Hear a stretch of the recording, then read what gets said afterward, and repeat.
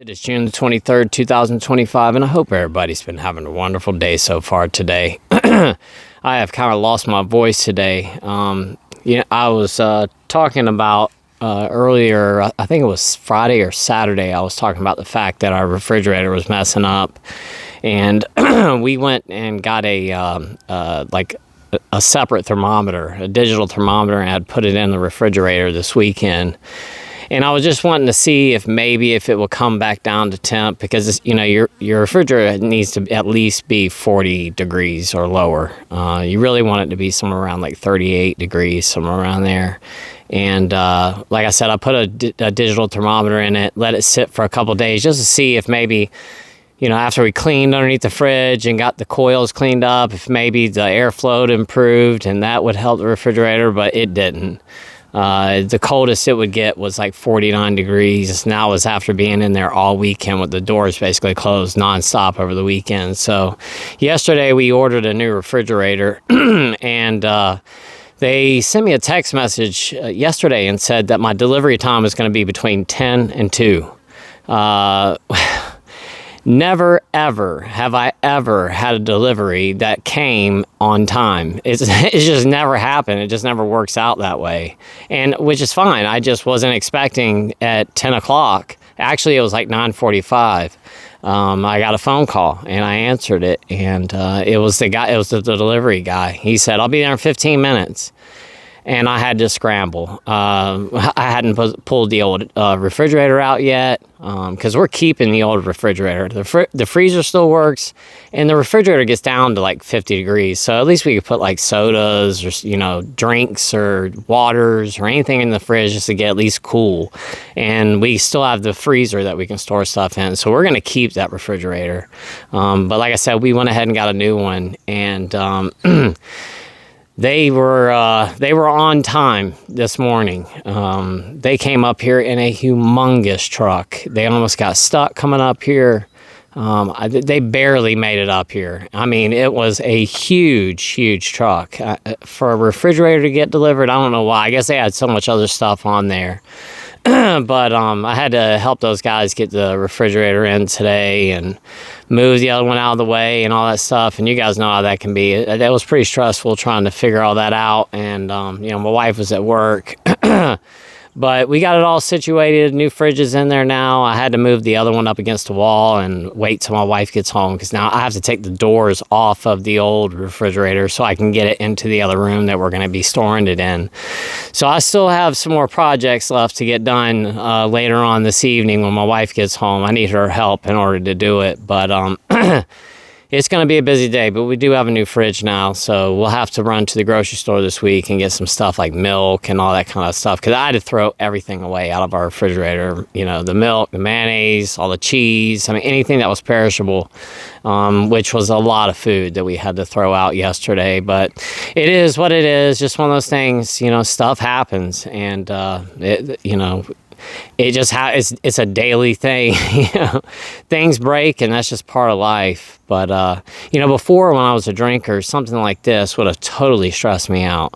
To the point where I would have been panicking, and then I would have used that as an excuse to just get wasted drunk today. I'm not kidding. I would have used this whole getting a new refrigerator and the stress that it caused, just trying to deal with all that. The guys showing up, at 10 o'clock on the dot.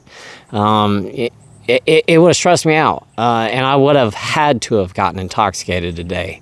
I would not have been a help to my wife tonight when she got home from work to help her with the new refrigerator, because I would have been passed out in the bed by the time that she got home, because I would have just gotten wasted drunk, because that's the way that I functioned back in the day. But either way, I'm sorry that I've wasted 4 minutes of your time talking about this, but I do have a pretty good subject for today. And what that is I was watching over the weekend, I was watching a couple of interventions, and one of the interventions that I was watching really stuck with me, and it was an intervention with the guy was a fireman, and I'm pretty sure this is based in Canada, where this guy was located at, and I think his name was Jeff. So I'm just going to refer to him as Jeff. But Jeff, like I said, is a fireman, had a family, kids, wife, just had a good life going for him. Good job as a fireman. He loved his job as a fireman. One of those guys, he said if you cut him, he would bleed firemen. But something happened, he had been a drinker, basically for years. He drank beer, and, I guess it wasn't a problem before. But at some point, he had gone into a fire because I think it was like his boss. I don't know how all the ranks work and all that kind of stuff, but I guess his sergeant or whatever had gone into one of these houses and the floor collapsed. So he had to go in there and like really save this guy's life. And I guess it traumatized him. So it caused him like PTSD. And the guy, as soon as that happened, the guy just spiraled out of control and started drinking like really, really bad. They said that he was, up to like a case of beer every single day, waking up in the middle of the night, 3 o'clock in the morning, drinking beer and then going back to sleep. Something I know very well because I did the same thing. But, they're showing this guy like waking up in the middle of the night and going to the kitchen, getting a beer, drinking it, and then going and laying back down and going to sleep. And that's something I used to do all the time. I'd wake up in the middle of the night and I'd be like, I don't want to drink a water. And I'm not going to be able to go back to sleep because I would wake up with that like crazy anxiety. My heart would be pounding out of my chest. And when I would get up, instead of going and like I said, going and getting a cup of water after I used the restroom, I would go into the kitchen and grab a beer. And then drink it. I would go lay back in the bed or lay on the couch and crack my beer and just lay there drinking my beer. Sometimes I'd drink a couple of beers. It just depended if I could go back to sleep or not. But I would have to drink a beer if I woke up in the middle of the night like that, or a mixed drink, in order to go back to sleep. And like I said, that guy was doing this as well. But what I wanted to talk about today didn't have to do with the fact that he was waking up in the middle of the night and drinking to go back to sleep. What I wanted to talk about today is the fact that all of us at some point, and it varies for everybody, everybody's different. We all drink differently. But at some point for all of us, everything changed. And it was really evident in that intervention that I was watching with that guy, Jeff. They were talking about the change that happened in him. There's a point where we're drinking, we're having a good time with it. We're using alcohol as a way to escape from our emotions when things go bad, especially when we have a really bad day at work, some kind of catastrophic event happens, we lose a loved one, or for instance, your refrigerator goes out or something like that. Those things can be stressful. You lose a job or something. We're drinking for those types of reasons. Or we drink just to have a good time. We might go out on a Friday or Saturday and have a couple drinks, but it hasn't become a problem yet. But at some point, everything changes for us. It stops being fun and all of a sudden turns into a necessity. And that's what I wanted to talk about today. Often we can forget about how bad our addictions became when we were in active addiction, how bad things have become. We get sober, and as the time goes by, we're not thinking about all the bad stuff that happened when we were in active addiction. When we start to think about alcohol, especially as we're going into a weekend, or maybe you're about to go on a vacation to the beach, and that might be something that is a trigger for you, somewhere you used to drink back in the day, or maybe it's the mountains, or going on the river, or getting out on the lake, whatever it may be. It could be a trigger for you. But the thing is that as we're getting out and doing things during the summertime, we can start to think about drinking because, we might see people drinking. We might be at a place that might trigger us into thinking about drinking. And as we're thinking about this stuff, we're thinking about all the good stuff that comes along with it. How good we're going to feel, how much fun we're going to have, how we're going to be able to transform into someone else and become a different personality after we get intoxicated, be the fun of the party, be the life of the party, become that other individual. That what I was talking about the other day in my letter, that I could become someone else when I drank. But we are not thinking about all the bad, negative things that come along with that. We're just thinking about the good time, how good the alcohol is going to taste, how nice we're going to feel. But we're not thinking about the fact that tomorrow morning I'm probably going to wake up and not remember anything that happened. We're going to wake up in the morning and, the first thing that's going to come into our mind is not, let me go get a cup of coffee. It's going to be, where's my next drink at? I feel like crap. I need a drink to get better. We're not thinking about all these bad things that come along with it. Counting the change to get alcohol, hiding our drinking, stashing alcohol in different places, trying to hide all of your empties, putting all of your empties in a different bag and taking them to the gas station and throwing them in the trash can instead of throwing them in your trash can at home, so that your family members or your friends don't see all the empty bottles and cans that you have. Waking up in the middle of the night and throwing up, or waking up in the middle of the night with explosive diarrhea. And I'm not trying to sound funny, I'm being serious. You wake up in the morning after a long night of drinking, you're gonna have diarrhea. And then you're sitting on the toilet for an hour, and then you go to work, and the whole entire day you got the bubble guts. You feel like you're about to go to the bathroom on yourself. I actually slipped up before and went to the bathroom in my pants before when I was a drinker, because I had diarrhea so bad. And it's one of those things. It's one of those things where they say, don't trust a fart. I mean, it's true. It happened to me, and I'm being serious. I'm not joking. It was one of those days. I was in the kitchen, and I thought that I just had to fart, and unfortunately, that's not what happened. And I went to the bathroom in my pants, and talk about embarrassing. I had to go home to change. I've gone to the bathroom on myself when I've been asleep before, woke up in the middle of the night, completely urinated all over myself.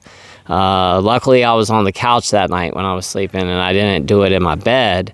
But when I woke up, there was, urine everywhere. My clothes were soaked with it. The blanket was soaked with it. The couch was completely soaked in it. These are the things that we're not thinking about as we're being enticed with that alcohol.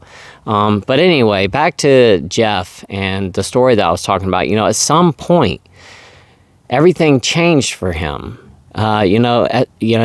It began with him just having a good time, just having some beers to enjoy himself, maybe to relax after a long day's work or whatever it was. But at that point, when he had to rescue his sergeant or whatever, things changed. And that's when his whole life turned around. He lost his wife. He lost his child. He lost his job at the fire department. Everything fell apart for him. He fell down and broke his jaw. They had given him time off because he fell down and broke his jaw. He was off for 6 months. While he was out on medical leave for breaking his jaw, while he was intoxicated, he broke his eye. He broke his eye socket, or his nose. Was his nose or his eye? One or the other. But he broke something else on his face because he fell down again. I mean, the guy completely fell apart. And it was because something traumatic happened to him that he began to drink excessively, and it became a serious problem for him. Did Jeff set out for that to happen? Absolutely not. Did you set out for that to happen? Absolutely not. Did I set out for this to happen? Absolutely not. I did not want to be an alcoholic or have AUD. I know you didn't want to have AUD or be an alcoholic either. None of us set out for this to happen to ourselves. Just at some point in our life, it flipped from just being a casual drink, a casual cocktail, or maybe just going out on the weekends. If it changed from that into waking up in the middle of the night and having a beer, waking up first thing in the morning and drinking all day throughout the day, sneaking off from work to go have a drink in your car because you just run to the gas station. You say you got to run to the bank or whatever excuse that you have, and you find yourself at the local gas station grabbing a couple of deuces, and then you're sitting in your parking lot at your job trying to drink them really quick before you go back into work, as you're slamming a bunch of mints in your mouth before you walk back in there so nobody can smell it. Or maybe you're walking around with mini bottles in your purse or in your pocket or in your socks, and you're going to the bathroom on your break and having a couple of shots, and you're spending the whole entire day trying to cover up the smell of alcohol in your breath. And then the next thing you know, as soon as you get off work, you're just looking at the clock all day long or looking at your watch going, 2 more minutes, 1 more minute, it's time to go. And the only reason you're so excited to get out of work is because you just want to go drink. At some point, it changes from, I just have a couple of drinks on the weekend, to I'm getting off work every day having a drink in my car on the way home. I'm sneaking cocktails into my house, sneaking bottles into my house, stashing them in between the towels in the bathroom so that I can go in there and take shots when I say I have to go pee, or whatever it may be. But at some point, it changes from casual drinking into problematic, serious addiction problem, and we can't stop. And that's what like I said, what I wanted to talk about today. I don't want you to forget about that. Don't forget about that, how everything changes as soon as we have that one cocktail. If you give in to those thoughts, if you give in thinking that I'm just going to drink for this vacation, or I'm just going to drink for 4th of July because I'm going over to my neighborhood barbecue, or I'm going to the family party that we go to every year and I have to drink for that. Everybody's going to call me out. People are going to say things or whatever, or I'm not going to be able to relax or be myself or have a good time, or whatever it is, whatever excuse it is that you're giving yourself right now. If you give in to those thoughts and drink, whether it be 4th of July or this coming weekend or today, that cycle will start all over again. You're not going to have to wait like we did as we progressed into our problematic drinking. It's not going to be like when we were younger and we were just drinking on the weekends, and then a couple of years later down the road, it started to become a problem. And we don't really remember when it became a problem. I don't remember when it became a problem for me. I don't remember when everything changed. I just don't remember. I know at some point things went from just drinking, occasionally to I was drinking every single day. It happened when I was very young. It could have happened whatever age for you. But my point is that the reason I'm talking about this today is I don't want you to forget, because we don't have that slow climb to the climax where we finally end up, waking up in the middle of the night drinking. If you have a problem with alcohol and you go back and have one drink, it's going to automatically turn right back into that cycle again. And before you know it, months, years, weeks have passed by and you don't know what happened and you can't remember anything. And like I said, months have passed and you don't even remember what happened because you're getting blackout drunk every single night again. You're waking up first thing in the morning drinking again, and you feel sick all day long. And all you want to do is just quit this lifestyle again. You want to get back to being sober. You don't understand why you went back and did that again and brought that life back upon yourself again.